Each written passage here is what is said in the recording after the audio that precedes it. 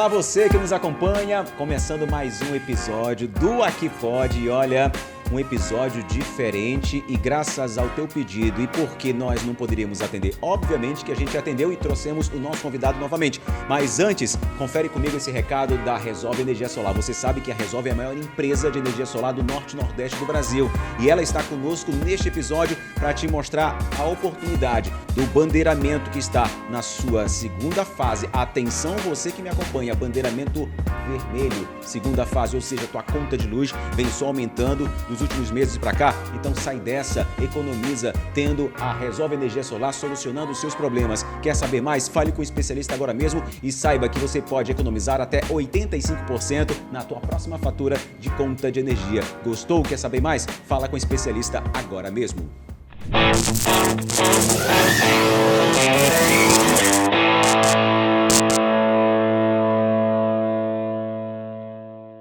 E diretamente dos estúdios da Treehouse, a nossa produtora, onde você pode, através também do teu negócio, do teu empreendimento, ter esta produtora ao seu lado para registrar bons momentos, para realizar e produzir o conteúdo da tua empresa, da tua firma e quem sabe também você que está querendo ter o seu podcast, também utilizar esse espaço para o teu negócio, para o teu empreendimento, para o teu podcast. Fala com a Treehouse, tá aí o contato para você falar agora com eles mesmo e também segui-los e conhecer todo o trabalho deles digitais pelas redes sociais através do Instagram. E você que me acompanha é o seguinte, olha, primeiramente eu quero aqui agradecer porque você nos acompanha. Você se inscreveu no nosso perfil, se inscreveu também no nosso canal e através da tua inscrição a gente sabe que uma das entrevistas, assim como todas que já passaram por aqui, muita gente ficou com dúvida, muita gente queria de novo, muita gente queria bis e é o que a gente está trazendo. Por isso que se você quer conhecer mais sobre Belém do Pará, o estado do Pará, conhecer um pouco mais sobre os nossos monumentos históricos, o que vem aí pela frente com a COP30, quais os segredos que estão ainda debaixo da terra da nossa capital, é o que a gente vai contar para você agora, trazendo o professor historiador Michel Pinho. Uma honra te receber novamente aqui no nosso Aqui Pode, porque muita gente fez pergunta, não conseguimos responder, acredito que a gente consegue responder agora. Obrigado, Agenor, obrigado para toda a equipe, né? E provavelmente eu também não vou dar conta de responder tudo, né? Talvez eu não saiba grande parte delas, né? Tu já tá te esquivando, tá vendo só? Mas olha, muita gente deixou comentários, tanto no nosso aqui perfil do nosso YouTube, e se você quiser comentar, deixa o teu comentário, dá o like e compartilha esse bate-papo, porque é uma aula de história. Isso é verdade, eu tenho certeza, com todo o respeito ao professor Michel Pinho, mas muita gente deixou perguntas e muita dos nossos recortes no Instagram voaram o Brasil e muita gente ficou sabendo, assim como eu, sobre a nossa história, sobre alguns momentos da nossa história do Estado e mesmo da capital, através daquele bate-papo. Então foi importante, por isso que você está de volta aqui conosco. Obrigado, querido. Agora, professor, uma das perguntas que muita gente fez, tem muita gente que gosta de monumentos, não é à toa que nós temos em qualquer lugar do mundo, em qualquer cidade, monumentos históricos que representam algo que aconteceu. E alguém me perguntou sobre o monumento de São Brás, conhecido como Chapéu do Barata. Sim. Esse monumento, que inclusive dentro daquele espaço ainda estão os restos mortais do Barata? Deixa eu só rememoriar isso. Primeiro, obrigado pelo convite, né? E dizer que esse monumento que nós temos em São Brás, que é o Chapéu do Barata, ele tem uma história curiosa e interessante. Ele é um convite para 3 arquitetos, um deles é o Raul Ventura, que vai desenhar aquilo que é simbólico para o Barata quando ele chega ao poder em 1930. Né? O Barata vira um intendente, um interventor de Belém na época do Getúlio Vargas, e ele tinha uma característica muito militarizada. Né? Então, se você pegar a roupa do Magalhães Barata, 1930, 31, é uma farda, e aquele chapéu é um chapéu de um homem militarizado. O detalhe interessante é que um dos herdeiros do Magalhães Barata é o Hélio Gueiros. E o Hélio Gueiros vai ser prefeito e depois governador. E, em sua homenagem, ele faz aquele chapéu. Então quer dizer que o histórico, não sei se posso dizer dessa maneira, o legado político, então, do Barata... Hélio Gueiros, o legado é o inverso. O legado político do Hélio Gueiros se manifesta através da memória do Magalhães Barata. Então, Magalhães Barata foi um homem tão emblemático, tão importante para aquela época que... Quando ele descansa, quando ele morre, os restos mortais, o corpo é levado para aquele espaço? Isso é importante também. O memorial tem esse nome porque ele reunia naquele espaço elementos da vida privada e pública do Magalhães Barata e na base dele você teve o enterramento dele. Né? Mas com o processo de degradação e pelas próprias lutas políticas da memória do monumento, ele foi esquecido por muitas décadas. Né? E aí houve um determinado momento que estava tão esquecido que houve, inclusive, o saque da sepultura. E aí retiraram o gesto mortal do Barata e hoje lá é uma estação de cidadania. E olha que antes desse saque, passaram-se alguns anos aí com aquele espaço abandonado pelo poder muito público. Tempo, muito. Cheguei a visitar em 2021, você tinha foco de todas as doenças possíveis e imagináveis lá. Inclusive sendo utilizado por moradores em situação de rua. Sim. E agora com essa alternativa, com esse interesse do poder público de transformar aquilo ali num espaço para receber a população através de serviços, eu acho que você passa a rememorizar novamente a história. Então, a tua visibilidade no podcast, nas redes sociais e também no YouTube, ela é importante para esclarecer algumas coisas, né? Por exemplo, quando você fala de um monumento histórico, ele é construído num determinado momento histórico. O monumento ele é de um momento. Certo. Né? Com o passar dos anos, esses momentos eles se diluem para outras características. Por exemplo, quando nós temos o Magalhães Barata como monumento no chapéu em 1985, ele é uma coisa. Mas hoje ele é completamente ressignificado, porque ele não é mais um memorial. Certo. Ele vira um espaço público de atendimento à população. Tem algum fato histórico ali dentro do bairro de São Brás, naquele perímetro? Porque nós temos ali o Memorial do Barata, Sim. do outro lado nós temos a Praça... Praça do Operário. A Praça do Operário. Sim. Existem momentos históricos ali também? Você tem um dado importante que a gente também não imagina, né? Que na frente da Praça do Operário nós temos o terminal rodoviário, né? E esse terminal rodoviário ele guarda uma característica que ele era o terminal ferroviário. Então, você vinha de Bragança, você vinha de Nova Timboteu, Castanhal, Benevides e chegava em Belém com seus insumos rurais. Porque nessas regiões você tem colônias agrícolas implantadas pelo Augusto Montenegro. E onde que você vai vender isso? Chuta.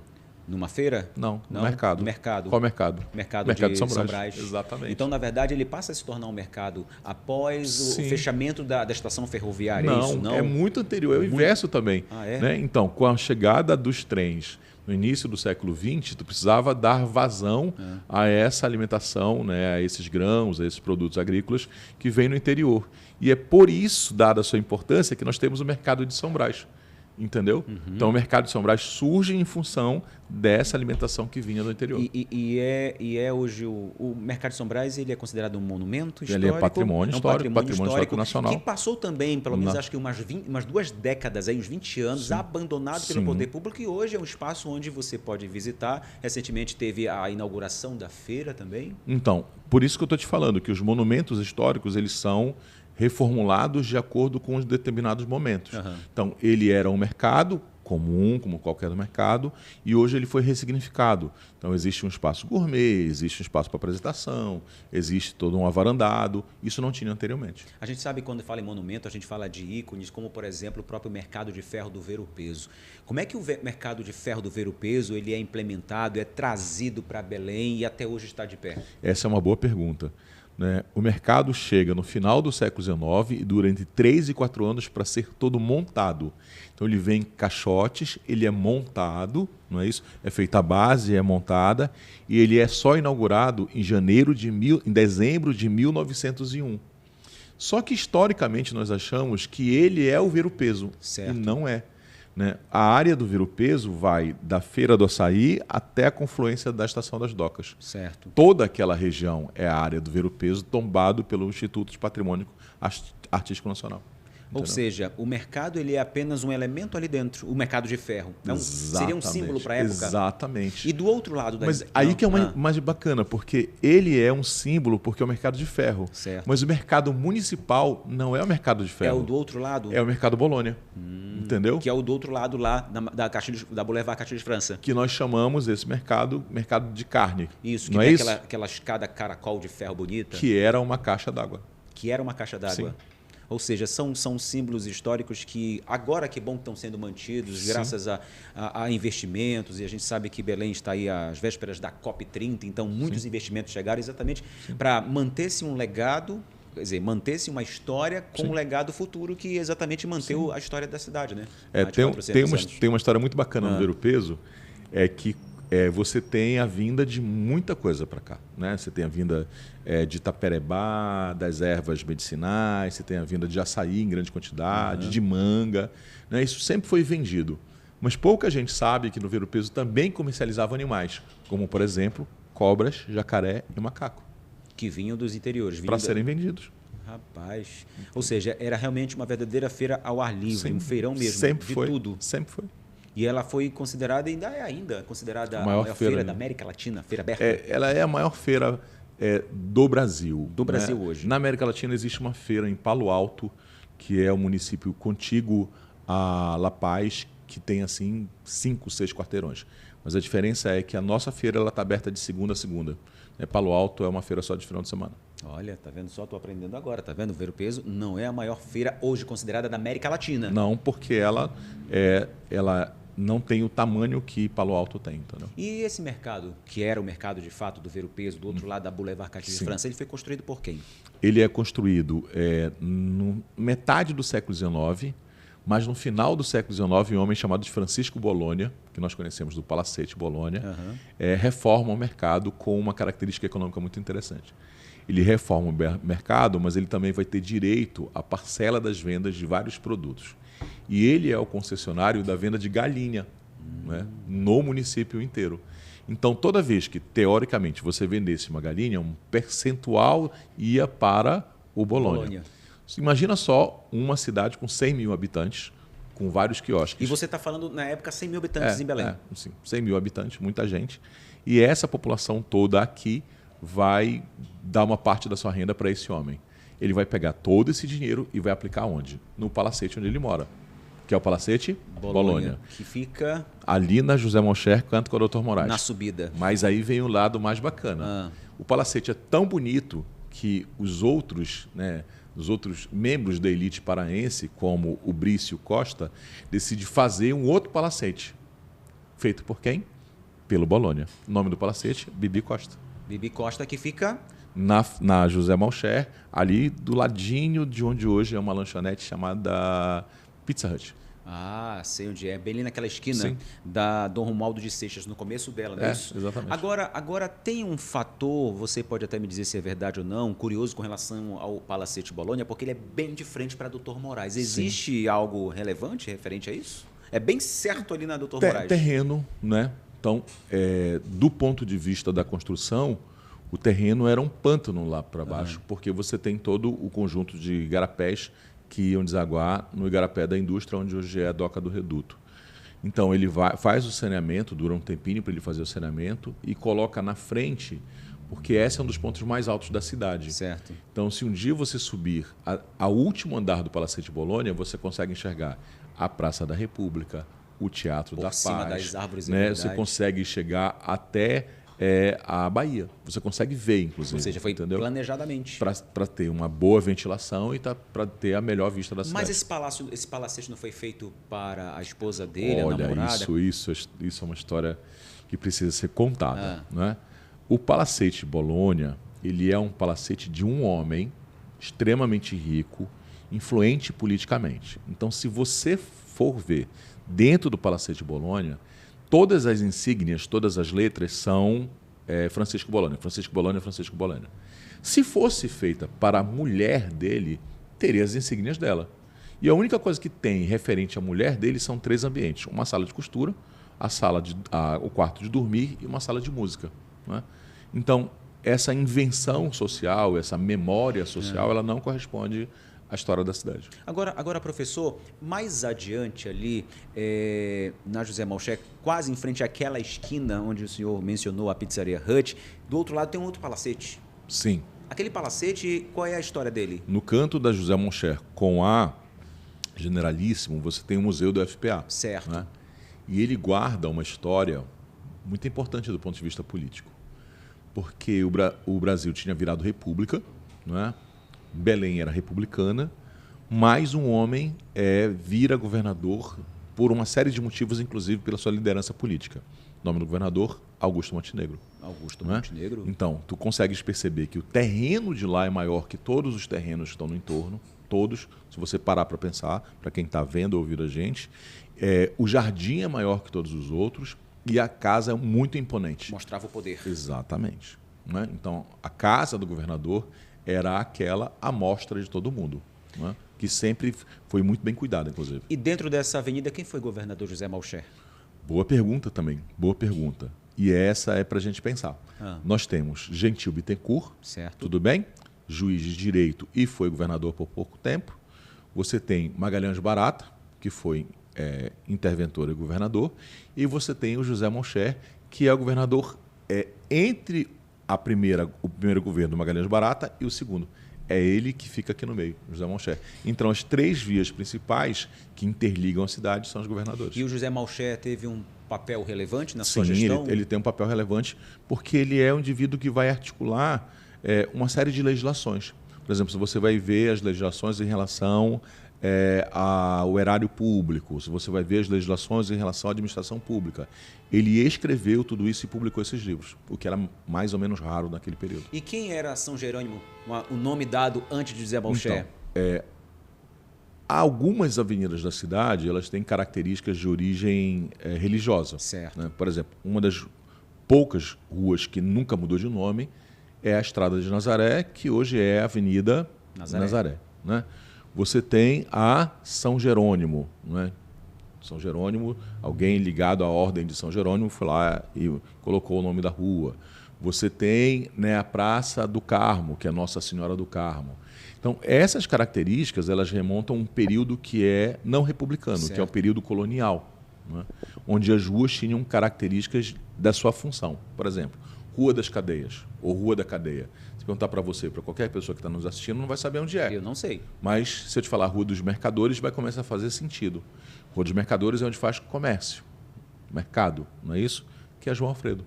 A Rua das Cadeias tinha uma cadeia, vira a Rua dos Mercadores por causa do comércio, e a João Alfredo vira uma das principais ruas de comércio da cidade. Que é um trecho é João Alfredo, outro trecho é Santo Antônio, né? A Santo Antônio em função lá na frente do colégio Santo Antônio, na verdade igreja, da Capela de Santo Antônio, né? Então ela dá uma continuidade. Exatamente. Acho que até ali a Frutuoso Guimarães, de lá em diante. E se tu perceberes... Rapaz, João Alfredo. Né, se tu perceberes do canto da Santo Antônio até a Capela de Santo Antônio, ela é uma pequena subida. Sim. Então, essa pequena subida, ela acompanha a outra subida que vai até a Praça da República. É uma região mais alta, né, já dita com poucas árvores. E uma região mais alta, dita com poucas árvores, é a Campina. Bairro da Campina. Bairro da Campina. Que é um bairro pequeno, né? Sim. Dentro do comércio ali, é um dos segundos, acho que é o segundo menor bairro. Deve ser um bairro de poucos quarteirões, digamos assim. Mas o menor bairro é o bairro do Reduto, né? E um bairro muito importante para a cidade. O bairro do Reduto é o menor bairro. Sim.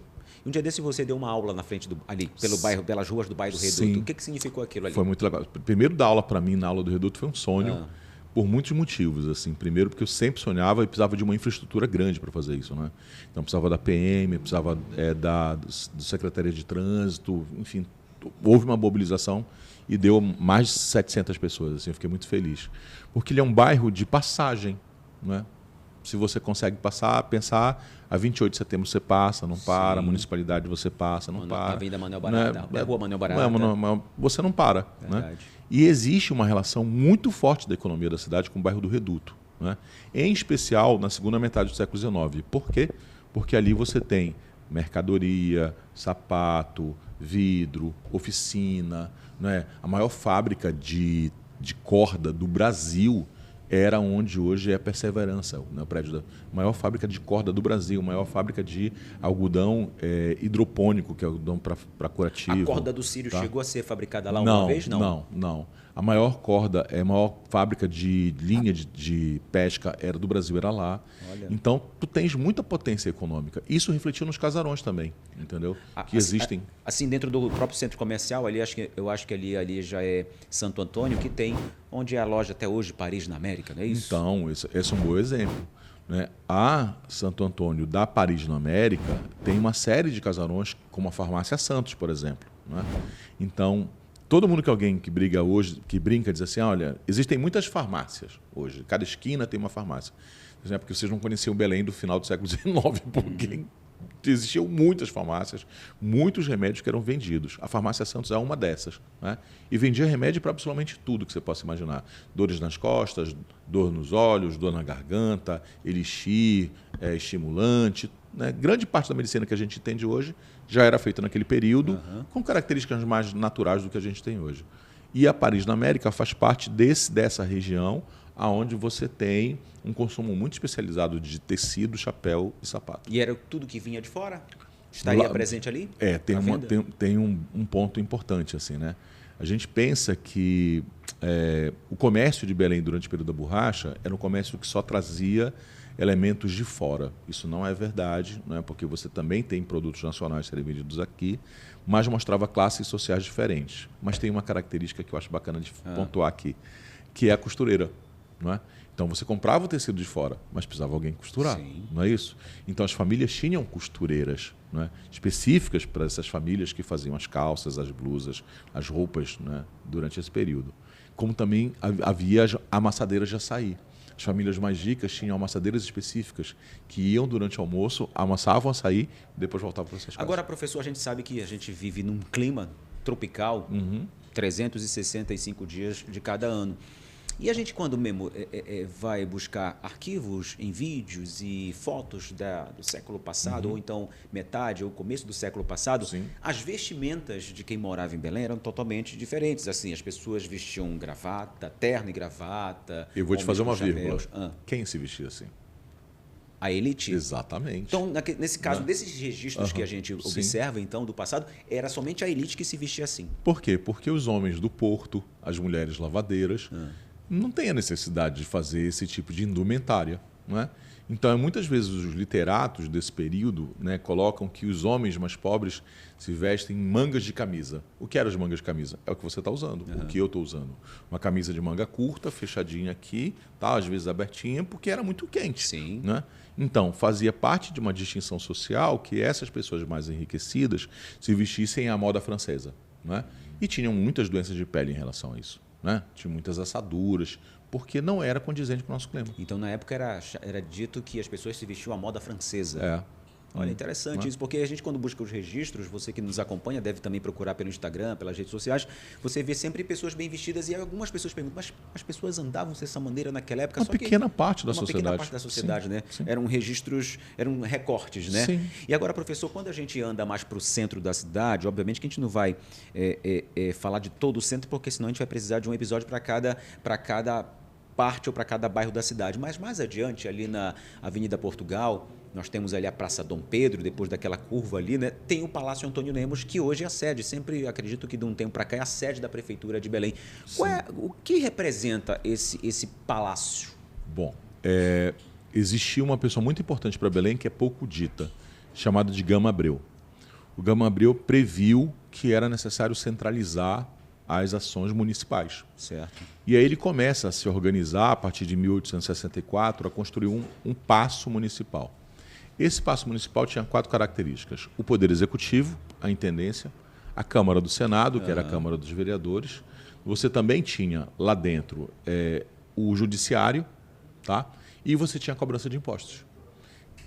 Então, nesse espaço, onde hoje é o Palácio Antônio Lemos, você tem o centro financeiro, político e tributário do município do Pará. O que acontece quando ele é construído, nós temos o período da borracha. Certo. Aí ele enriquece. E aí ele vira um monumento. Né? Porque se tu vais perceber, as fotos dele são incríveis. Né? E para melhorar ainda, o Antônio Lemos, a partir de 1902, 1903, ele começa a comprar obras. Então nós temos obras do Antônio Parreiras, que é um dos principais pintores brasileiros. Nós temos obras, fotografias do Felipe Fidanza, que é um dos fotógrafos mais importantes da Amazônia. E essas obras a gente encontra lá ainda? Todas lá, todas. Eu tive a oportunidade de entrar no acervo técnico, dá vontade de chorar. Nós temos, muito provavelmente, nós temos milhões de reais em acervo. Milhões de reais, milhões. E do outro lado muitos milhões. E do outro lado hoje tem um palácio que, na verdade, é hoje... Lauro Sodré. Lauro Sodré. Sim, que é o Palácio de Governo. Certo. Então nós temos a Intendência e o Palácio de Governo. O Lauro Sodré é muito mais antigo. Ele é de um arquiteto chamado Antônio Landi e ele é o maior palácio de governo do Brasil durante o período colonial. Tá? Nenhum palácio, nem o de Salvador, nem o Palácio do Rio de Janeiro, nem o de São Luís, nenhum deles chega perto do que é o nosso palácio ali. E ele remonta, em 1750, a um período que deve ser lembrado, que é o período da chegada do Mendonça Furtado, que era meio-irmão do Marquês de Pombal. Então, o Marquês de Pombal é o homem mais importante de Portugal, abaixo do Dom João, e o Mendonça Furtado vem para cá dinamizar a economia da Amazônia. Mas era indigno que ele ficasse num palácio de palha e de barro, né? E aí o que ele faz? Manda construir aquele palácio todo. Cara, que história incrível, né? Não é por acaso, tudo foi pensado e fundamentado para que pudesse ser construído. Agora professor, existe algum detalhe pouco conhecido sobre esses monumentos que o senhor acha que todo paraense deveria saber? Sobre qualquer? Acho. E eu queria olhar para a câmera dizendo isso. Fique à vontade. Olhar para a câmera. Meus caros e queridos ouvintes aqui do Agenor, nunca, em nenhum momento, aquele memorial da cabanagem foi uma mão com o dedo cortado. Em nenhum momento. Aquilo é uma homenagem aos 150 anos da cabanagem, feita pelo Oscar Niemeyer, que retrata o processo da cabanagem, do seu início, do seu meio, quando aquele pedacinho cai, e a direção da cabanagem no infinito. Então, não tem nenhuma mão. Aquilo é um monumento feito em 1985 para os 150 anos da cabanagem, que mostra uma história completamente diferente. Foi uma obra que Oscar Niemeyer não veio inaugurar pessoalmente? Bom, só desenhou? Existem muitas histórias sobre esse desenho, né? Uma das histórias que eu não posso comprovar, mas eu já ouvi várias vezes, é que ele foi contratado com muita antecedência para fazer aquele desenho, porque o momento político exigia. Em 85 você tem o governo do governador Jair Barbalho, que era, né, naquele momento, um governo marcado pelo desejo de participação popular, e ninguém mais, ninguém menos que Oscar Niemeyer, um arquiteto da esquerda, comunista, para fazer isso. Né? E aí ele contrata Oscar Niemeyer. E vai passando o tempo e o Oscar Niemeyer não entrega. E aí chegam lá no escritório dele e dizem, isso aqui é relato, tá? Certo. Isso aqui é relato. Chegam no escritório dele e dizem assim, olha, o senhor precisa entregar. Aí ele pega um papel e faz assim. Algo de segundos. Está aqui o monumento, entendeu? E aí vem aqui o engenheiro que dê conta de fazer aquele vão todo, que é uma obra de engenharia incrível. E hoje a gente consegue perceber, né, o projeto, o desenho, porque está protegido, né? Sim, hoje não está abandonado. Ele passou muitos anos, me causava muita tristeza em ver, né? Porque ele não é só o monumento, né? Você também tem o memorial da cabanagem dentro daquele espaço, que conta a história, né, que fala sobre o monumento, que fala sobre o movimento da cabanagem. Entendeu? Agora, professor, saindo um pouco desses monumentos, desses espaços históricos que hoje a gente tem a oportunidade de visitar e conhecer um pouco mais da memória, da história da nossa cidade, até compartilho com você que hoje eu indo para casa há pouco instante, deixando meu filho na escola, nós estamos na Semana da Pátria, né? Então, ele na aula de história hoje estava falando, ele me disse, né? Falando sobre a história de Dom Pedro I, Dom Pedro II, sobre o grito do Ipiranga, as margens plácidas. Ele estava me explicando o que ele aprendeu, né? E você não falou nada? Não falei nada. Eu falei, mas aí ele me perguntou, pai, o que significa plácidas? Aí o Plácidas, meu filho, peraí que eu vou pesquisar. Pesquisei, na verdade, a calmaria, a margem ali. Então, ouviram do Ipiranga as margens plácidas, tranquilas. Não é à toa que o Plácido acha Nossa Senhora de Nazaré, né? Pois é, né? Em águas tranquilas. E ele me explicando. E aí, recentemente, eu estava no Rio de Janeiro, nós fomos a Petrópolis, onde tem o Palácio de Dom Pedro. Sim. E nós fomos visitar, passamos ali uma tarde e ele realmente lembrou daquilo pouco que a gente conseguiu ver e ele contou isso na aula. Ele me dizendo, quer dizer, como é importante, né, você manter a história através dessas mesmas crianças que possam de aprender o que foi e assim levando, porque é só assim que a gente conhece a história, através de quem vai dizendo e a gente vai pesquisando e vai estudando sobre isso, né? É importante. Eu tenho o prazer, Agenor, de ter feito um mês e meio, acho, em uma aula pública para crianças, né? Que o projeto é chamado A Cidade para Crianças. Então, eu fui lá na minha rede social e disse, gente, olha, pegue seu filho, seu neto, seu primo, seu sobrinho e vamos lá para o Forte do Presépio, que a gente vai fazer um circuito menor e eu vou explicar para as crianças o significado desses monumentos, da história, etc. E tal. E eu esperava, assim, umas 20, 30 crianças. Foi uma turma inteira, de uma escola inteira. 200 crianças, né? E eu fiquei desesperado, assim, né? Tem que falar no megafone. Desesperado, 200, enfim. E aí, quando eu vi isso, eu disse assim, que massa, né? Porque esse pai vem, essa mãe vem, esse avô vem, acreditando que essa criança ela possa ter algum interesse, né, sobre a nossa história. E ela é muito jovem, né? Vai acontecer exatamente o que você fez com o seu filho. Sim. Daqui a 3, 4, 5 anos, ele vai lembrar que ele foi lá e ele vai contar essa história.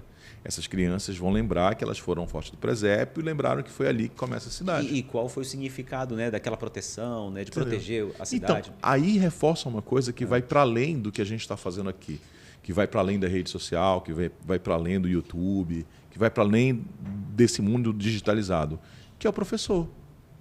Verdade. Reforça o papel do professor. Sim. Porque é o professor em carne e osso, com a voz dele, que está lá para ensinar, entendeu? Que está para ensinar e, obviamente, a gente fala respeitar. A gente sabe que a gente vive outros momentos onde alunos, estudantes não respeitam os mestres dentro de sala. Ai de mim se eu desrespeitasse um professor, meu pai ficasse sabendo. Ai de mim. Mas, infelizmente, existem jovens que não respeitam. Acho que é uma pessoa qualquer e não é. Ela foi ali, ela está ali para te educar, para te ensinar. A educação vem de casa, mas está ali para te ensinar o que foi, o que é e como você deve fazer.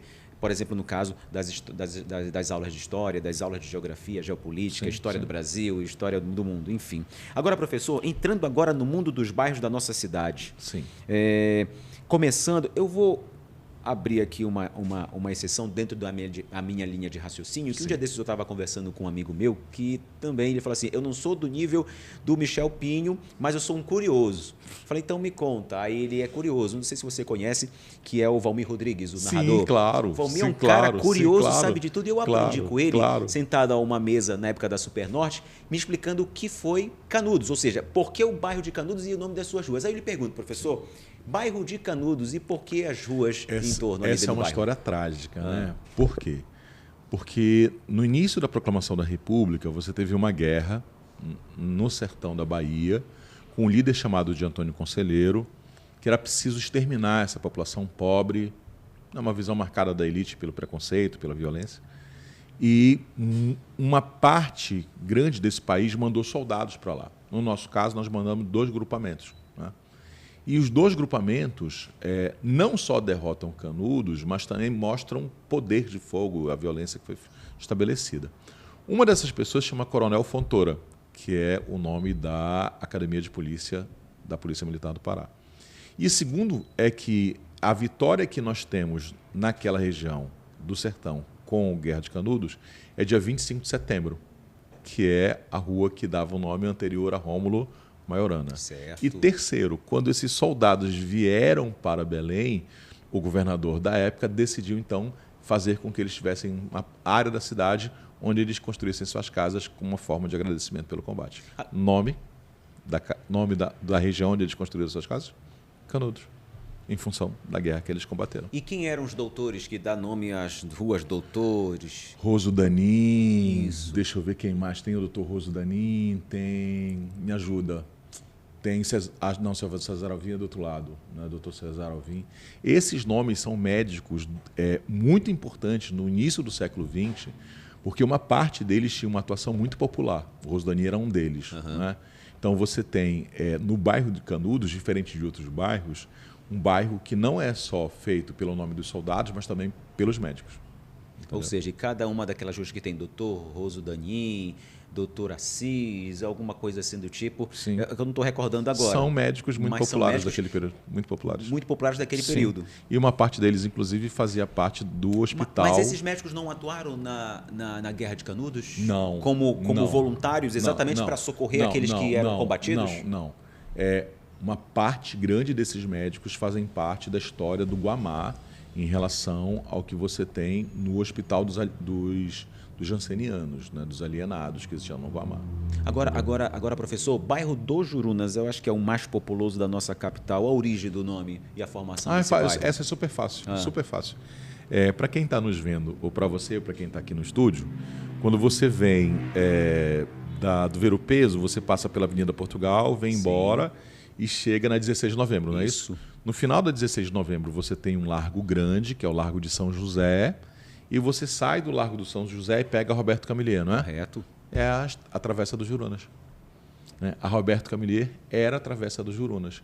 E ele é um bairro importante porque ele interligava o centro a regiões muito distantes da cidade. Né? Por coincidência ou não sabia que você estava fazendo essa pergunta, mas eu achei uma notícia de jornal de 1869 de pessoas que alugavam terrenos para pastagem. lá. Naquela região Sim, do bairro. E porque hoje era é muito um distante. bairro muito populoso, que ele foi bastante ocupado, né? Sim, mas por que ele é ocupado? Porque ele é ocupado de duas maneiras. A partir da cidade em direção ao bairro, mas ele é ocupado do rio em direção à cidade. De lá para cá. Sim, ele tem essa confluência. Né?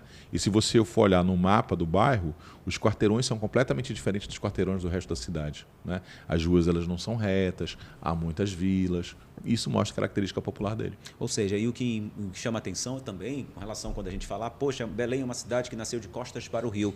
É porque, na verdade, a época o poder público não chegou primeiro do que essa ocupação, né? De ter padronizado. Aí eu vou te responder, vou te fazer a segunda pergunta. Né? Quem? Né? Quem diz isso? Não é a população mais humilde e pobre, porque a cidade sempre foi da beira do rio. Né? Foi na beira do rio na Vila da Baca, foi na beira do rio no Jurunas, foi na beira do rio do Guamá, foi na beira do rio da Pedreira, em todas essas regiões, onde é Sacramento hoje. Né? E tem um detalhe interessante, é que existem alguns estudos que mostram a ocupação desses bairros, em especial Jurunas e Cremação, do pessoal que vem do Marajó. E isso é muito bonito, porque se tu olhares assim, existem muitos pontos de venda de açaí no Jurunas. Verdade. A cada quarteirão tem um, dois. Né?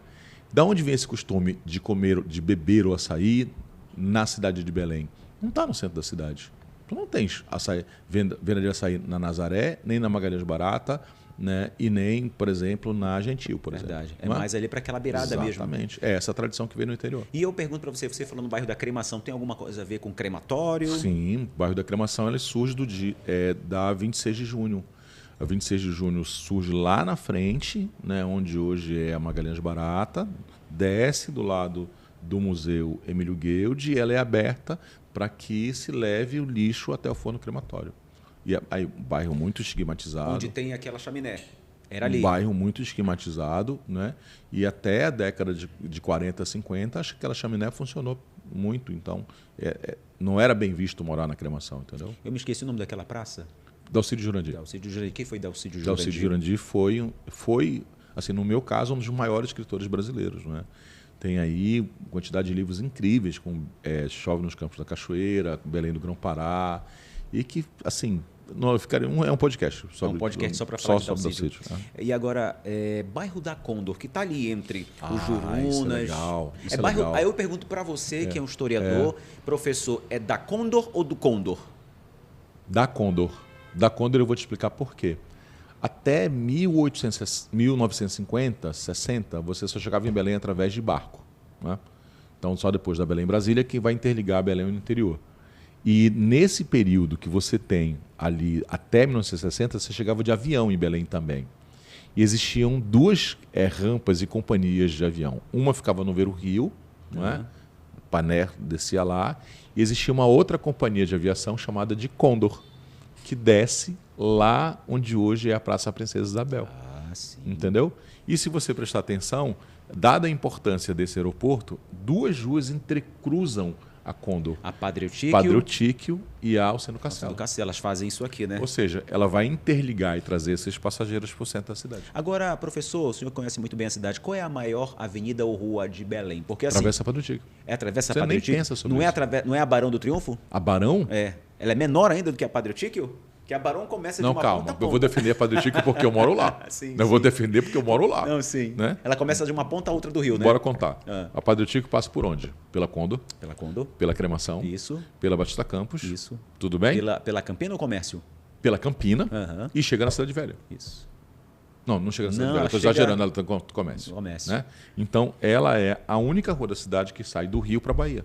De uma ponta a outra, né? Exatamente. Até porque me perguntaram uma vez, eu falei, olha, eu acredito. Desculpa, pessoal da Barão, desculpa, tá? Só estou defendendo a minha rua, tá? É porque a Barão ela começa lá na Pedro Álvares Cabral e termina ali na Perimetral, né? Então, assim, ela é bem... Só que ela vai por um leão, né? E quem foi Barão do Triunfo? Ah, cara, essa é uma história Quem foi esse barão? Incrível, cara. Vou ficar te devendo esse nome desse barão, mas ele é um militar que começa a sua carreira militar antes da Guerra do Paraguai. Então ele vai combater ali nas Batalhas Platinas, vence, tá? Vai para a Guerra do Paraguai, vence, faz parte da cavalaria chamada de Cavalaria Louca, eu estou falando do século XIX, vence, né? Tem as últimas batalhas do Paraguai, vence, né? E só existe um tipo de honraria para ele. Porque nenhum tipo de honraria daria conta de tantas vitórias. Só uma. Qual? Barão do Triunfo. Do Triunfo. Ou seja, ele só chegou nessa honraria. Era única. Triunfou tudo, entendeu? Ele venceu tudo que ele combateu. E aí, infelizmente, desculpa, não tem um HD. Vai fazer uma busca aí, ele pode fazer uma busca aí para o nome do Barão do Triunfo. Agora, bairro do Guamá. Você falou agora há pouco sobre o Guamá. É do Rio. Mas o Guamá tem um detalhe importante. Né? O bairro do Guamá está ligado com a saúde. Existia um bairro, uma casa de saúde mais afastada. E essa casa de saúde atendia os jansenianos no século XVIII para o século XIX. Então, não tem nenhum tipo de medicação. A hanseníase ela era muito discriminada e era preciso afastar do centro da cidade. Né? Só que as condições eram subhumanas. Então, o que é possível identificar também? Que muitos desses doentes saíam do bairro do Guamá e eles iam esmolar na Avenida Nazaré, entendeu? E a população ficava com muito medo. Imagina só, né? Século XIX, você não sabe o que está acontecendo com o outro. E era um bairro muito distante. Né? E hoje é o inverso, né, professor? Hoje, quando naquela época se falava Sim. esmolar, são pessoas que passavam necessidades financeiras, então não tinham o que comer, não tinham o que vestir, então iam pedir nas ruas. Hoje a gente tem o inverso, né? São pessoas que, infelizmente, são drogadas, dependentes químicas, que ficam na rua perambulando, quando não pedindo alguma coisa, mas furtando, né, para manter o vício. Mas aí eu preciso fazer o contraponto do Guamá, né? Então o tempo passa no bairro do Guamá e quando você chega ali no final do século XIX, você tem muitos migrantes nordestinos. Né? Então esses migrantes nordestinos vão abrir as ruas, vão fazer suas casas, mas também trazem as suas tradições. Certo. Então, o que você tem no Guamá? Você tem a quadrilha junina. O que você tem no Guamá? O boi-bumbá. O que você tem no Guamá? As tradições de origem afro-religiosa. O que você tem no Guamá? Né? A escola de samba. Sim. Então, dos bairros de Belém, o Guamá é certamente um dos maiores produtores de cultura popular. A sua principal via no bairro do Guamá é a José Bonifácio? Depende, porque ela é uma via de interligação. Né? Ela vai interligar o Rio até São Brás. Mas eu diria que é o Barão de Garapé-Miri. A Barão de Garapé-Miri. E Bernardo Saião, que é um outro ponto do Guamá. Então, quem foi Bernardo Saião? São duas respostas. Primeiro, por que tem a Bernardo Saião? Certo. Porque durante a Segunda Guerra Mundial você tem um alagado muito grande e era uma via de escoamento da cidade, do centro da cidade, né, percorrendo a beira do rio para chegar onde hoje é o bairro do Guamá. Então, se urbaniza, faz a vala, etc e tal, beleza. Tá? E consegue-se fazer isso. O Bernardo Saião é um engenheiro muito querido pelo Juscelino Kubitschek e é uma das pessoas que vai pensar a Belém Brasília. Entendeu? Morre, inclusive, de uma forma trágica, morre na Belém Brasília, uma árvore caiu sobre sua cabeça e ele morreu. No momento em que estavam abrindo a rodovia. Sim. Que coisa, olha, cada história. A gente já passou na outra conversa, já passamos pelo bairro da Pedreira, passamos pelo bairro do Marco, que muita gente não sabia que são batalhas vencidas, eu não sabia também. Aí muita gente falou assim, mas Agenor, olha... muito surpreso, E aí muita gente falou assim, Agenor, mas olha, ele esqueceu que existem outras batalhas, Lomas Valentinas, aí foram contando, Lomas Valentinas e todas as outras vias. Assim, eu fiquei muito surpreso. Assim, eu estou mais ou menos acostumado com essa história da internet, das pessoas... Oi, professor, o vídeo, não sei o quê. E assim, mas dessa foi assim, pessoas inimagináveis. Assim, professor, fala do bairro, fala não sei o quê. Assim, rodou bem legal. As pessoas perguntam hoje sobre determinado bairro? Não, as perguntas não são, para mim, elas não são desse tipo. Historicamente. Né? Elas são perguntas mais específicas. Mais né? específicas. Ou elas querem que eu fale alguma coisa da família, alguma coisa da vida delas e tal. Algumas vezes surgem histórias muito interessantes. Se vocês forem alguma vez a Mosqueiro, um dos hotéis mais importantes do estado está lá, que é o Hotel Farol. Né? E no salão do Hotel Farol tem um quadro do Ita, né?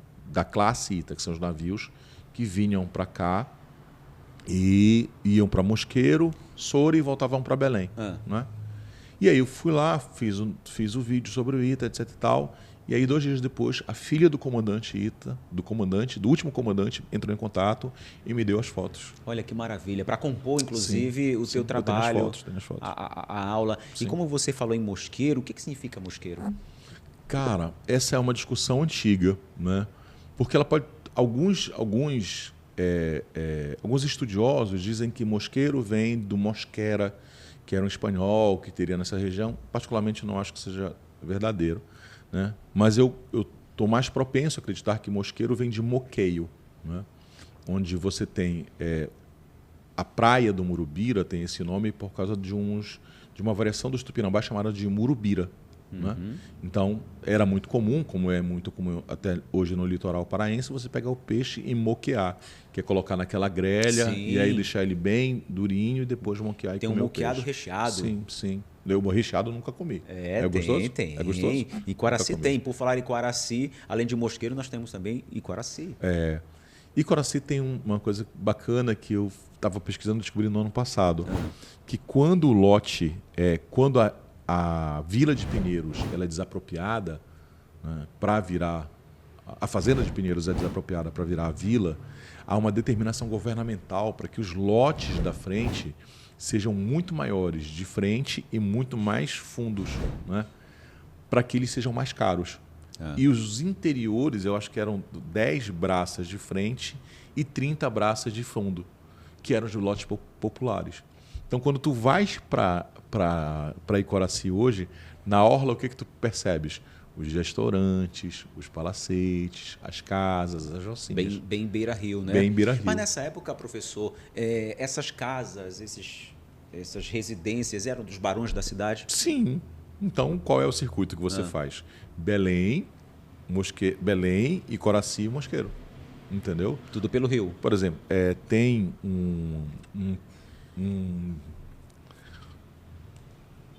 tem um romance chamado Hortência, muito famoso durante aquele período.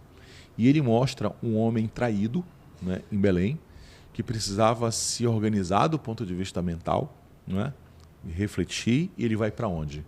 Para Iquaraci. Ele vai para a Vila de Pinheiros. E aí ele descreve as árvores, as frutas, assim, é uma viagem mesmo, assim, você quase não consegue ver. Por isso que tem uma parte de Iquaraci, a parte, digamos, mais estruturada para quem está chegando ali pela rodovia Arthur Bernardes, que você passa por um túnel de mangueiras. Sim. São as mesmas mangueiras que Antônio Lemos trouxe para Belém? Sim, são o mesmo processo. Então, naquela região, tu vê os lotes maiores.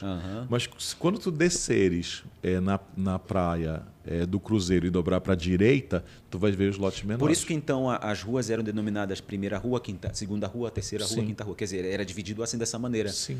E por que, então, Iquaraci se torna um berço da cerâmica marajoara? Boa pergunta. Nós temos o Paracuri. Certo. E o Paracuri é muito rico até hoje de material para cerâmica. Só que anterior a esse Paracuri, você tem a produção de tijolo e telha, que abasteciam a cidade de Belém com a construção das igrejas, dos palácios, das casas e palacetes. No século XX, nós temos o mestre Cardoso, que vai começar a copiar, né, e a interpretar as obras marajoaras do Museu Emílio Guild. E aí ele faz uma escola. Literalmente ele faz uma escola, né? As pessoas passam a partir dele a produzir. E aí dinamiza, vira o Paracuri, vira uma política pública e hoje é patrimônio material do município de Belém. Bem do lado de Outeiro bem do lado de Iquaraci tem Outeiro. Por que esse nome? E como é que ele começa a ser ocupado? O Outeiro, ele tem uma história de uma ocupação de imigrantes, né, dos imigrantes nordestinos que iam para lá, né? E eles eram colocados distantes, muitas vezes, por medo. Então, essa elite letrada de Belém, essa elite burguesa, tinha muito receio de encontrar esses imigrantes pobres nordestinos. Eles eram colocados muito distantes, depois eram levados para regiões mais distantes ainda, como Rio Purus, o Acres e por aí vai.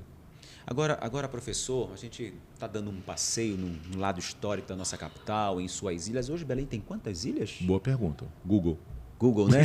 Eu esqueci, mas são mais de uma dezena, né? Mais de uma dezena em ilhas que fazem parte da nossa capital. Agora, Iquaraci, porque eu lembrei agora de um fato, Iquaraci tem quantos bairros hoje? Acho que são 9 ou 11 bairros. Thiago, tu sabe quantos bairros tem Iquaraci? Inclusive, um desses bairros é o bairro da Campina, né? Tem um bairro da Campina de Iquaraci, tem o bairro da Agulha. Algumas ruas espelham Belém, né? Tem uma Siqueira Mendes lá. Tem uma Siqueira Mendes que espelha também Belém. Sim. Isso porque também, será que viam nessa época uma nova Belém ali? Não, porque é outro distrito. Né? Então você tem... Iquaraci sempre foi distrito? Sempre foi. Sempre foi distrito? Então, ela deixa de ser a Fazenda de Pinheiros, Vila de Pinheiros, depois se emancipa como distrito, né? Desculpa, se emancipa não, vira um distrito, no mesmo período que Mosqueiro está vivendo todas essas transformações. Agora, professor, o que falta, por exemplo, a gente sabe que a capacidade populacional, tanto de Quaraci e de Mosqueiro, ela é uma capacidade de uma cidade. Porque até hoje, eu acredito que possa ser questões políticas, que Quaraci e mesmo Mosqueiro não tenham virado uma cidade que possa fazer parte da região metropolitana, tendo um prefeito, tendo tudo o que é necessário para uma capital? Existe um curso na Universidade Federal do Pará chamado de Ciências Sociais. Aí você pergunta para um cientista social. É mesmo, professor, mas dentro da história, não. Haveria hoje uma necessidade? Não me arvoraria, não me coloque essa batata quente na mão. Porque eu acho que não compete a mim, não, né? Sim. Não compete a mim. Não. Eu não sei agora qual é a população de Quaraci. Já pensou isso assim? O professor Michel falou que fulano tem que emancipar. Tá louco. Vai dar uma confusão. Tá doido. Mas é bom. Mas a gente sabe que Quaraci tem hoje uma população grande. Sim, claro. Acredito de, não sei, 400 mil, não sei se é isso, mais ou menos, uma vez ouvi falar, em termos de população. Ou seja, já poderia sim ter uma capacidade, mas isso já foi pensado, discutido. Mas isso é você que está falando, tá? É a minha linha de raciocínio. Muita gente já discute que poderia ter, de fato, uma emancipação. Agora professor, sobre os nossos municípios vizinhos, o mais colado, o mais próximo, obviamente, começando é Ananindeua. Ananin é o nome de uma árvore, é isso? Essa história é conhecida, né? Da história de Ananin, tem toda uma história em relação a uma indígena que morre, dá fruto de Ananin. Tá? Essa é uma história mais para o folclorista e para o antropólogo falar. Mas eu acho que a Ananindeua tem um papel muito importante que às vezes é pouco explorado, que é a ocupação ordenada que ela tem a partir dos anos 60 e dos anos 70 com a criação da Cidade Nova. Isso era considerado periferia, professor, de Belém? Não era nem considerado periferia, distante do centro? É um projeto mesmo. Né? A Cidade Nova é um projeto, né? A Cidade Nova é um projeto inteiro. Então você tem, durante a ditadura militar, um espaço que é pensado para desafogar, né, a população pobre de Belém em relação aos bairros, né? Isso não acontece só em Belém, isso acontece no Rio de Janeiro, em São Paulo, grandes projetos educacionais. Só que no nosso caso ele é muito grande. Ele é muito grande. Né? São muitos, acho que da última vez que eu estudei, são mais de 10 milhões de metros quadrados que foram desapropriados. São 4 fazendas que viraram a Cidade Nova. Então, né? Então, dentro dessas fazendas existiam os coqueiros, por isso que tem o bairro do Coqueiro? Uma das produções dessa fazenda é coco. Entendeu? E a rodovia dos coqueiros era para abastecer o trem que parava onde hoje é aquele viaduto, né, para levar para o centro da cidade. Mas o trem levava uma outra coisa também importante para o centro de Belém, que era a lenha. Por que lenha? Porque a nossa energia era gerada a partir de termoelétrica. Entendeu? E a Ananindeua tem esse papel importante. E o papel do município de Marituba, que até então é um município emancipado não há muito tempo, né? Marituba, ele fazia parte de Ananindeua, foi isso? Marituba faz parte do meu coração. Ah, é? Não é? Porque eu nasci em Belém, na Maternidade do Povo, e depois fui morar em Marituba até os meus 21 anos. Né? E Marituba tem uma coisa que não tinha poder econômico, continuou não tendo poder econômico nem político para fazer isso, mas deveria ser preservada as casas da Praça de Marituba. Porque Marituba nasce como uma vila ferroviária, né? Talvez como a única vila ferroviária do Pará. E tinha um posto ferroviário? Tinha um monumento? E tem. Né? Do lado direito você tem aquela caixa d'água que está lá preservada, a prefeita fez muito bem em declarar patrimônio, etc. Mas do lado esquerdo, onde era Sagre, lembra de onde é? Sim. Tá? Tudo aquilo era o galpão de oficinas dos trens. Sim. Tudo aquilo. Então, até uns 20 anos, eu cheguei a ver, você tinha a caldeira, você tinha uma rotatória. Ali chegou a ser um batalhão de polícia, não foi? Ou alguma coisa da cavalaria? Sim. Né? Até um tempo atrás. Mas se perdeu. Ficou para trás, né? Ficou para trás. E Benevides, um outro município? Importante falar rapidinho sobre ele, que é um projeto de colonização agrícola. Né? Então, um projeto de colonização agrícola que utilizou durante muito tempo mão de obra escravizada. Quando você tem o projeto de abolição da escravidão nesse país, Benevides é a primeira área a declarar a abolição da escravidão do estado do Pará. Bonito, né?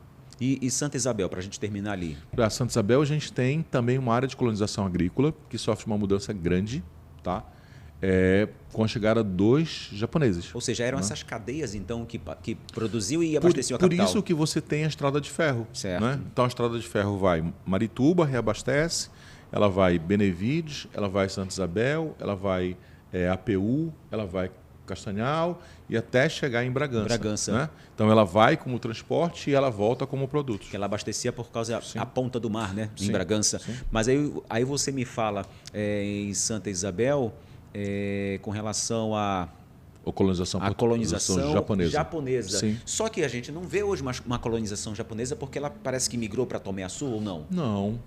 Existe uma população menor ainda em Santa Isabel. Como a família Watanabe, por exemplo. Você tem a família Watanabe, você também tem, já falei inclusive deles, né? Você tem Santa Isabel, você tem Santo Antônio de Itauá, você tem Americano, né? Você tem Castanhal, mas o maior núcleo, o segundo maior núcleo brasileiro é Tomé-Açu, brasileiro. Né? Primeiro você tem São Paulo, depois...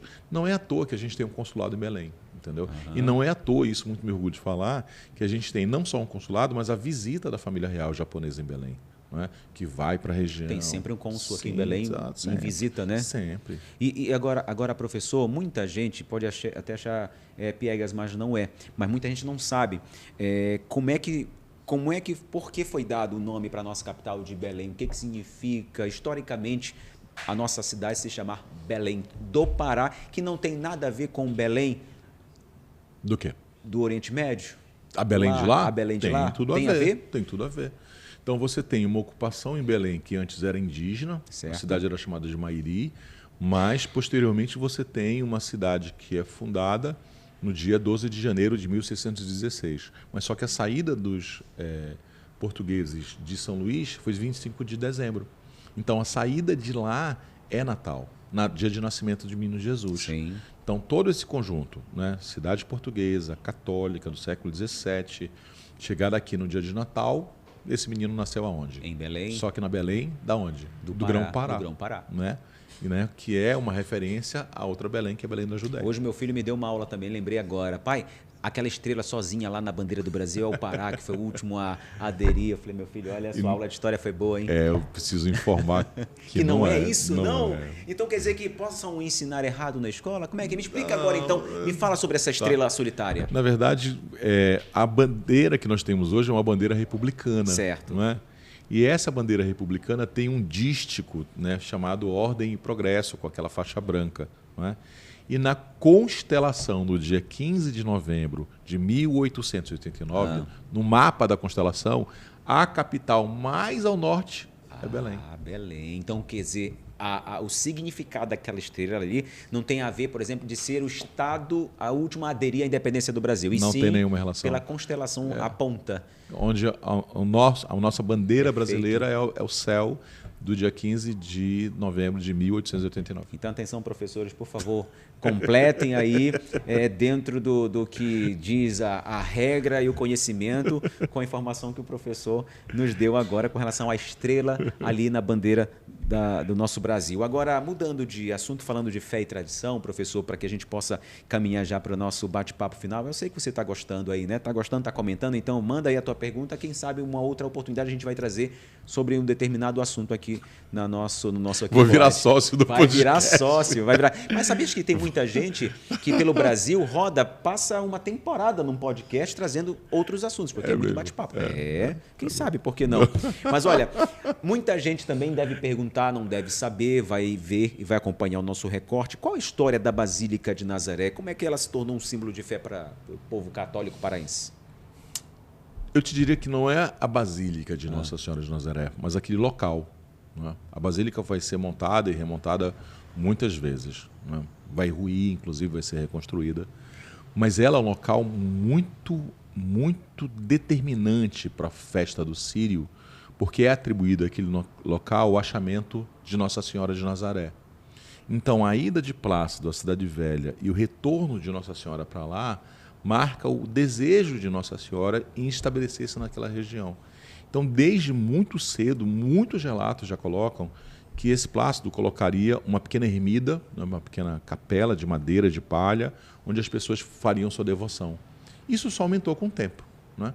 Então a basílica passa pela uma reforma no século XVIII, passa pela uma reforma no século XIX, vira a basílica no século XX, e aí ela é reconhecida como santuário, né? Então isso não é à toa, né? É mais do, não sei se eu posso dizer isso, mas é mais do que a fé, do que o tijolo. Entendeu? Eu acho que é o lugar simbólico, e até bonito dizer isso, né? A fé é mais bonita que o tijolo. Ou seja, e esse símbolo permanece até hoje. A gente sabe que a cada ano com o Sírio são quantos anos já? 300 e Google. Ah, é? Quantos anos de Sírio já? É o Sírio, qual o número do Sírio? É só fazer conta. É 8 de setembro. Alguém faz a conta aí. Pesquisa, Thiago. Faz aí. Setembro de 1793. Então pronto. Bota aí 2025 menos 1793. Que a gente vai saber quantos anos de Sírio em 2025. Vamos já achar. E a gente sabe que o Sírio de Nazaré...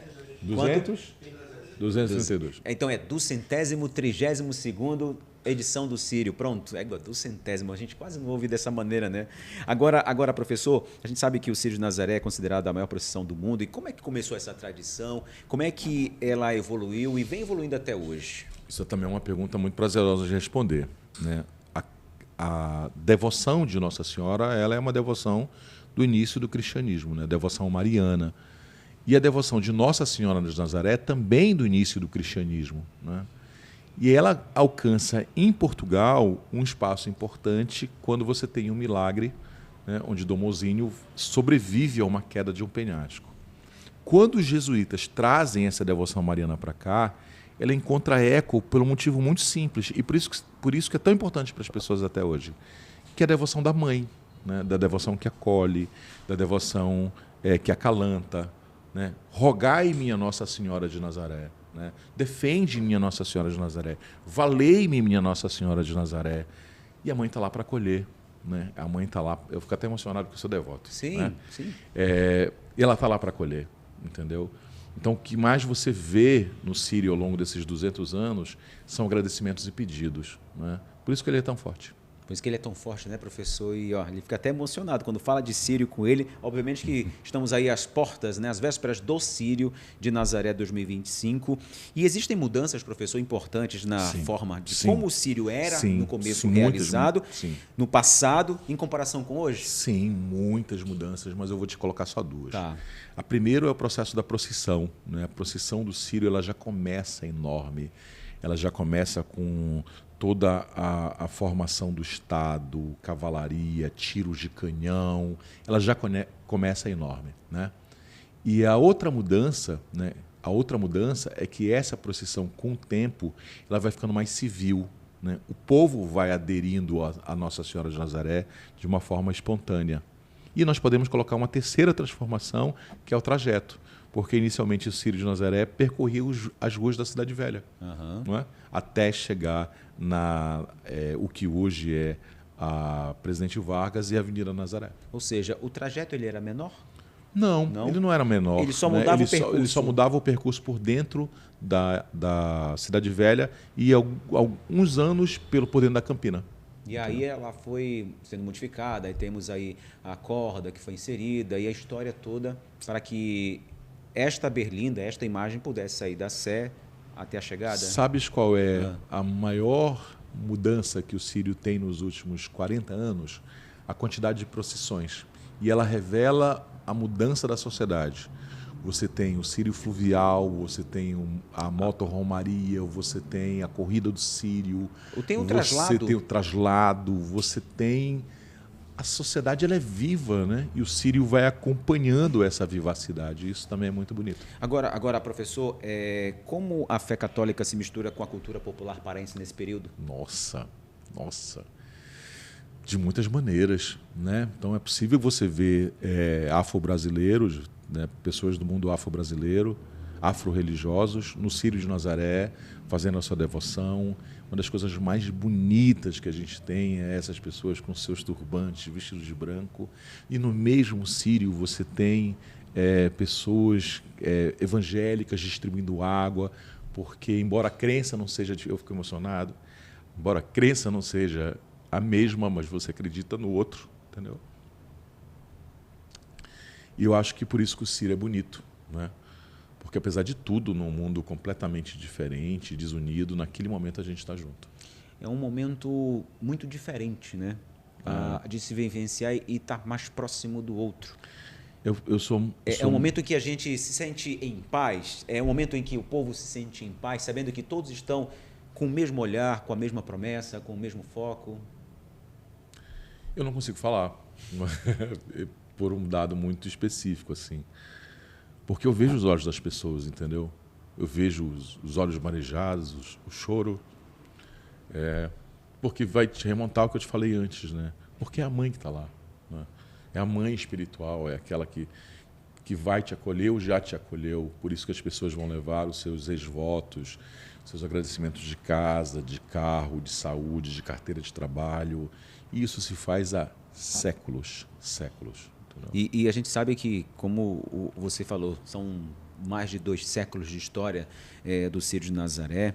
E a gente sabe que ela é cheia de símbolos, como a gente falou agora há pouco. Temos a corda, a berlinda, promesseiros. Como é que cada um deles surgiu historicamente, professor, para que a gente possa resumir o Círio? A corda é do século XIX, né, da metade do século XIX. Você já foi alguma vez na corda? Não, nunca fui. Nunca fui na corda. Né? E nunca fui porque eu acho que a corda é um tipo de devoção que tu precisa estar muito ciente do que tu vais viver. Mas eu já ajudei muito as pessoas na corda. Né? E descobri que existe uma promessa para isso, embora eu não tenha feito. Né? A promessa de que as pessoas vão ajudar as outras a cumprir suas promessas. Você tem as promessas de barcos, de naufrágios, isso também faz parte da devoção de Nossa Senhora de Nazaré. E aí é importante dizer isso. Queria olhar para a câmera, né? para a câmera para dizer isso. A Basílica de Nossa Senhora de Nazaré conta a história do Círio. Se vocês olharem atrás do altar, nós temos os vitrais contando os milagres, você tem o barco, você tem a devoção, você tem o machado. Então, o Círio ele também é uma transformação visual. Não é? Então, não se tinha plotagem na camisa do século XIX, mas hoje nós temos. Não é? Não se tinha a reprodução mecânica no século XIX, mas hoje nós entoamos os cânticos da mesma forma. Né? E o Círio é um lugar de alterações e de permanências. Né? E essa corda, conta para mim, essa corda, como é que começa? Por que ela entra no Círio? Tinha algo a ver com promessa ou não? Não. A corda, num belo Círio, passava pela frente do Cais do Ver-o-Peso e a maré estava alta, e a berlinda vai lá e atola. Não é? E a decisão foi simples, pegar uma corda, né? Pegava o andor e amarra e puxa. Até porque naquela época você não tinha o asfalto, né? Não. Naquela não, tinha nem macadame, não tinha nem paralelepípedo. Ou seja, era barro, era pissarra. Sim. E aí você tinha aquela subida da Presidente Vargas. Sim. Na verdade, a corda é atrelada antes, né? Ali na saída da doca do Ver-o-Peso. E ela é puxada, até a berlina. E aí depois ela é introduzida, né, com uma forma de facilitar a puxarem o andor, a berlinda. E depois ela vira um ambiente de separação entre a igreja e as pessoas. Né? E depois as pessoas vão começar a segurar na corda. E quando você chega no século XX, a corda já era muito grande. E a partir da década de 60, 70 e 80, as promessas para segurar a corda vão virar como que é hoje. Agora, professor, por que demorou muito tempo para que... Não falo da mídia de uma maneira geral, mas eu falo do Brasil restante, com um olhar voltado para Belém com relação ao Círio, né? Porque até então existiam-se essas barreiras. O Círio era nosso, o povo brasileiro não sabia, de fato, porque não era tão amplamente divulgado, era uma notinha de 15 segundos, 20 segundos, 30 segundos no domingo do Círio, após a procissão. E hoje a gente sabe que o Brasil está presente dentro de cada Círio e a cada ano aumenta o número de promesseiros, pessoas que vêm de fora conhecer a festa do paraense. O Círio, o carimbó, a cultura, a fotografia, a música, sempre foi muito vista por nós, nortistas e nordestinos. Né?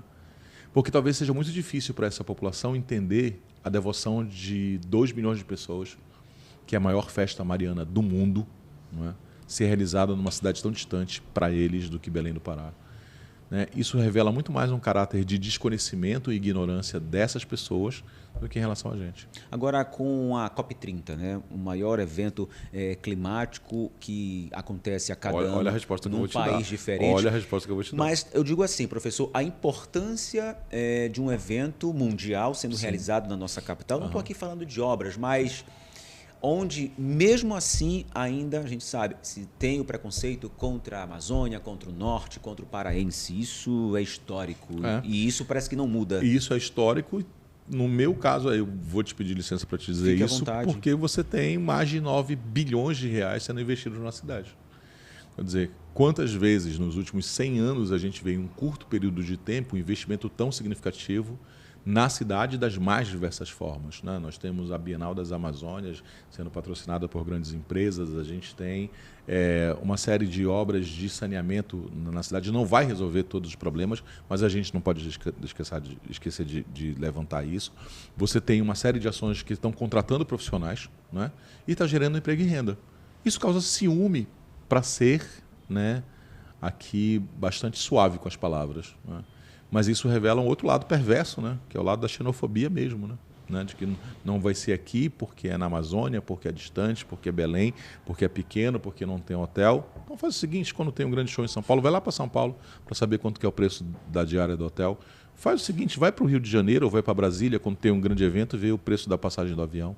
Quer dizer, por que agora nós não podemos viver essa situação, entendeu?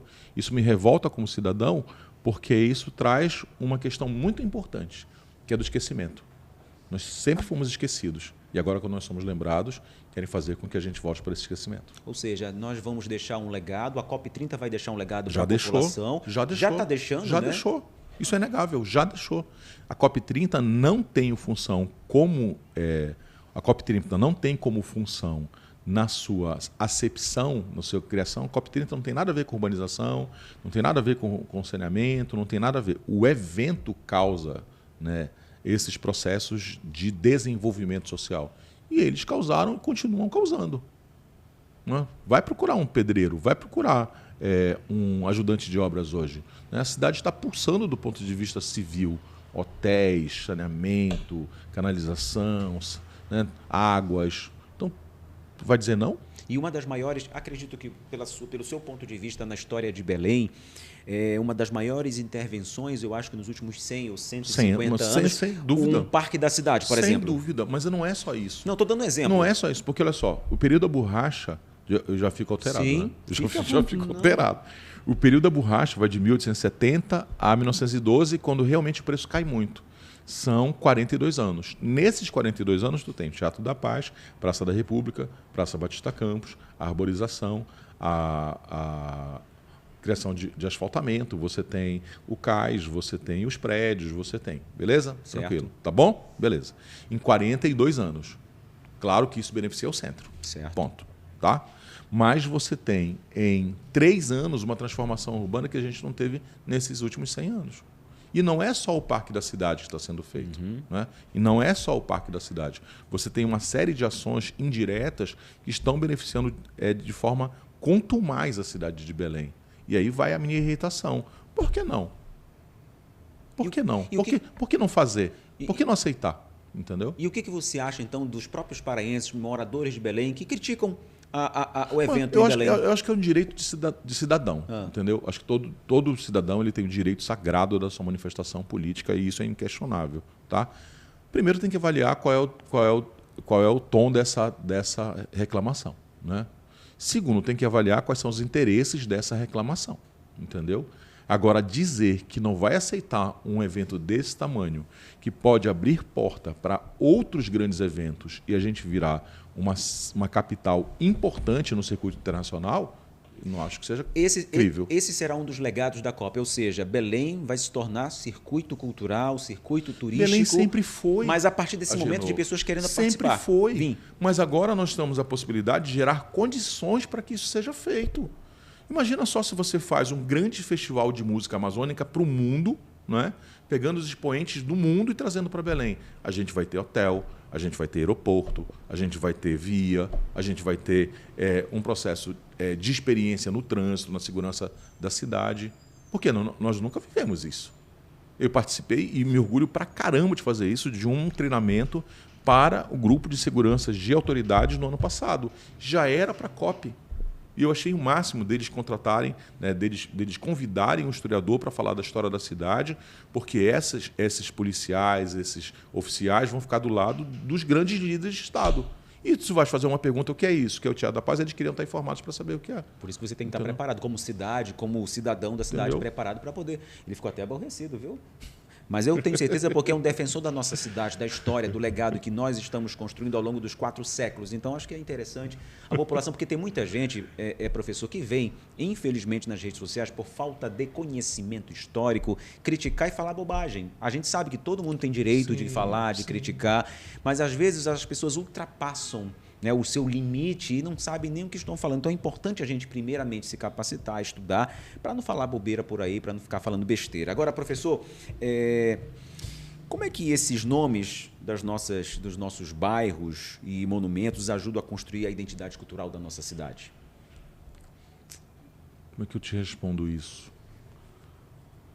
Quando eles tiverem significado, entendeu? Por isso que aquele vídeo, aquele corte que você fez aqui nas redes sociais, acho que ele é importante, porque as pessoas não imaginam. Sim. Elas imaginam que a Pedro Miranda só é Pedro Miranda, não é um médico importante do saneamento. Elas não imaginam que o Duque de Caxias é o comandante do Exército na Guerra do Paraguai. Elas não imaginam que o Barão do Triunfo é um cara que triunfou todas as batalhas. E quando você sabe disso, dá uma virada de chave, entendeu? Sim. Da mesma maneira, quando a gente fala que Pará é grande rio, né? Eu acho que isso é bonito. Na minha profissão é muito bonito ver isso. Você falou agora Barão do Triunfo, eu lembrei, Marquês de Herval, quem foi? Não sei. Não sabe? Sério? Ganhei uma. Não sabe quem foi Marquês de Herval? Ganhei uma. Não sei quem é Marquês de Herval. Olha. Tá. Qual é o nome da outra que depois da Marquês rapaz, eu esqueci, que é o canal Visconde de Inhaúma. Esse Visconde de Inhaúma está ligado com a Guerra do Paraguai. Também, ou seja, a gente ainda está nas guerras ainda, Sim. dentro do bairro Só do que São são Marcos, né? Só que são pessoas. Tá, dentro do Marco, Lomas Valentinas. Sim. Lomas Valentinas é uma batalha. É uma batalha também. Sim. E dentro da Lomas Valentinas tem outras ruas que dão significado? A Lomas, ela corta aqui, né? Então, Isso. o significado das ruas é Perebebuí, Lomas, o Barão de Triunfo, essas que cortam são as batalhas. E essas que são as travessas são as pessoas. O que significa Angostura? Angostura é uma batalha. É uma batalha também? Batalha, olha só, estou aprendendo, porque eu estou perguntando por vocês aí que devem estar em dúvida. Muita gente da outra vez não sabia qual o significado do bairro da Pedreira, né, onde as pedras que eram tiradas dali, escavadas e construíram as igrejas, as primeiras igrejas de Belém, eram tiradas dali, era um ponto alto da cidade. Pedreiras do Guamá. As Pedreiras do Guamá. É chamado Pedreiras do Guamá? Sim. Eu acho que dentro do que a gente precisava conversar, conversamos perfeitamente bem, mas para que a gente possa encerrar, professor, qual o maior mito ou história mal contada sobre Belém que o senhor já gostaria de corrigir aqui? Os túneis. Eu não aguento mais. Toda semana alguém posta que já viu os túneis interligando as igrejas da Sé com a igreja de Santo Alexandre, a igreja do Carmo com a igreja da Sé, com a igreja... Gente, não existe nenhum túnel nessa cidade. O terreno não possibilita a criação de túnel, não tinha por que ter túnel. Então, pelo amor de Deus, esqueçam os túneis. Então, vocês já sabem, né? Então está explicado aí, esse recorte vai sair para vocês. Professor, te agradeço imensamente. Eu sei que o senhor está com a agenda apertada, tem filho em casa esperando. Para que a gente já está com o episódio no ar, onde é que será, quando é que será o próximo aulão do professor Michel Pinho? Dia 19 de outubro. Né? Vai ser lindo. Pós-sírio. Vai ser sobre o processo da formação urbana da cidade, né? Com os casarões. E o que os casarões têm a ver com a medicina. Vai ser bem legal. Que os casarões têm a ver com a medicina. Com a medicina. Né? E aí eu preciso, se você me permitir, claro. Esse aulão ele tem um apoio fundamental da AFIA, né? Que é a direção da AFIA, que é uma empresa, né, de medicina no Brasil, soube dessa história do que eu fazia aqui, decidiu aportar, e acho que vai ser muito bacana. Que legal. É bom, porque assim, professor, acho que eu tenho visto que organicamente você é bem engajado nas redes sociais. Eu abro o meu TikTok, está lá você dando uma aula ou dando uma dica ou falando de algum monumento, algum fato importante da nossa cidade, ali numa rua, numa via, enfim.